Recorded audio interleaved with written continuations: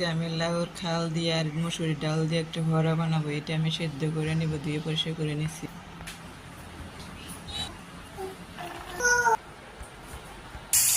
এখানে আমি 4টা শুটকি নিয়েছি, 2টা পেঁয়াজ নিয়েছি, রসুন নিয়েছি, এগুলো চেঁচে তারপরে শুটকিটা পেঁয়াজ রসুনের পেস্ট। আমার তরকারি হয়ে গেছে, এখন পেঁয়াজ রসুনের পেস্টটা দিয়ে আমি কিছু না দিয়ে দেবো জিরার গুঁড়া, মরিচের হলুদের গুঁড়া, ধনিয়ার গুঁড়া, লবণটা স্বাদ অনুযায়ী।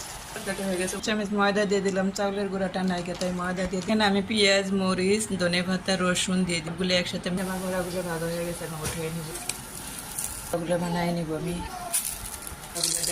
কুমড়োটা রান্না হয়ে গেছে, মিষ্টি কুমড়োটা আমি বাটিতে উঠে একটু পরিবেশন যে আমার রান্না করা হয়ে গেছে। এটা আমি শুটকি দিয়ে মিষ্টি কুমড়া দিয়ে রান্না করছি, আর এটা লাউর খাল দিয়ে মসুরি ডাল দিয়ে রান্না করছি। সবসময় তো লাউর খাল আমি ভর্তা বানাই, ভাজি করি, তাই আজকে ভাবছিলাম নতুন পদ্ধতি রান্না করব, তাই আমি মসুরি ডাল দিয়ে আমি এখানে রান্না করছি। এখানে